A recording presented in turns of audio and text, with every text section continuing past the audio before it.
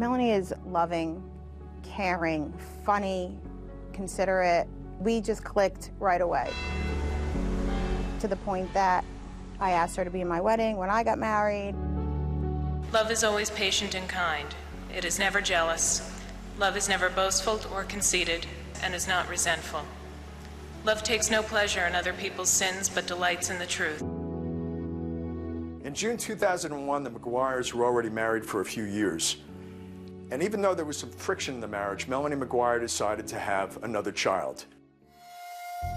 Little does her husband know just how ill-timed this pregnancy is. Not only is Melanie about to have their second child, she's also having an affair.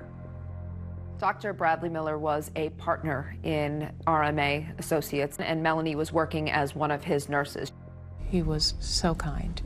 I'd come back to my desk after a long meeting with a patient, and there'd be lunch sitting on my desk waiting for me. You know, there was always a little bit of flirtation, banter back and forth. Melanie was about 38 weeks pregnant, and things changed between her and Dr. Miller. I was about to go out on maternity leave, and I was sitting actually in his office at his desk. I just mentioned I have a pinched nerve in my neck, and he put his hands on my shoulders and started to rub my back.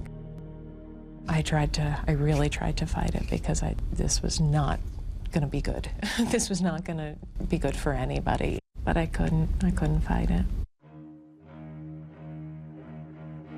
After Melanie came back from maternity leave, she and Dr. Miller started a full-blown affair, and it seemed like they were falling in love with each other, although they were both married with young children. Shortly after my second son was born, that's when things began the final descent downhill, if you will.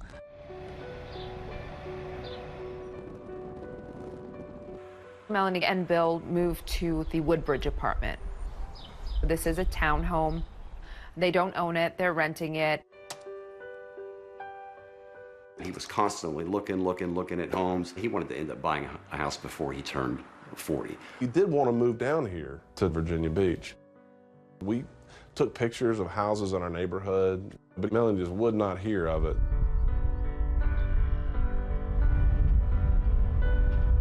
They ended up putting a really sizable deposit down on a very nice home in New Jersey. It was a very nice house. It had quite a bit of land. It was a $500,000 home. It was very contradictory as she's becoming closer to Dr. Miller, but she's going along with Bill's idea of buying a house. The marriage wasn't going well at all. So why were you buying this $500,000 house together then? The idea for me was we had a chunk of money, cash, that we were putting down on this house. In the past, we'd come to points where we had been in similar situations, and ultimately something would happen and he would go and gamble the money away. I figured this at least was an investment. On April 28th, they're due to close on the house at 2 o'clock in the afternoon, and she's in constant touch with Dr. Miller, who's pleading with her not to buy the house. He wants to be with Melanie, and he sees a future life with her. And Melanie told him that, you know, not to worry about it, it's gonna be okay, I'll take care of it. After they close on the house, they go back to their rented townhouse. Bill is so excited. He calls John Rice. John said that Bill had never been happier.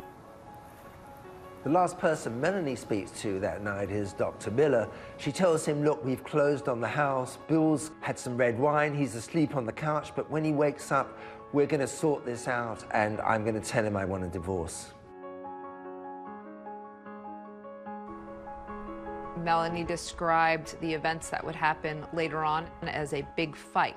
You and Bill had a horrible fight, yes? Correct. We fell asleep on the couch, woke up early morning hours, and it was never a bad time for an argument. We're talking probably 3, 4 o'clock in the morning. And it starts on the house. I settled for that house.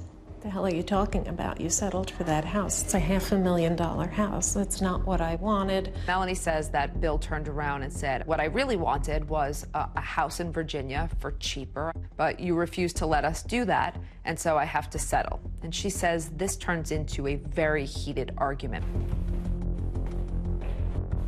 From there, things became more physical. How physical? In what way? He shoved a dryer sheet in my mouth. He had a thing about dryer sheets. The story that Melanie tells about a fight that seems to escalate over a dryer sheet is the same story she told us back when we first spoke with her. We're still arguing, and there's the laundry basket, and there's a dryer sheet just hanging out of one of the baby's sleeves. He hated them. He thought it was lazy that I wouldn't stand there and put in the liquid fabric softener, and yeah. And it went out of control. This was the type of mother I was, that I would leave this sheet in there for my baby to possibly choke on. Before I know it, I'm up against the wall, and the dryer sheet is being shoved into my throat. And then he just smacked me. In the face? Yeah, open hand, because he probably would have broken my cheek if it had been a closed fist. And I looked down, and there's my 2-year-old. I grabbed the baby and went to the bathroom right behind me and shut the door. I just wanted away from him at that point. He said he was leaving and he wasn't coming back, and I could tell my children why they didn't have a father.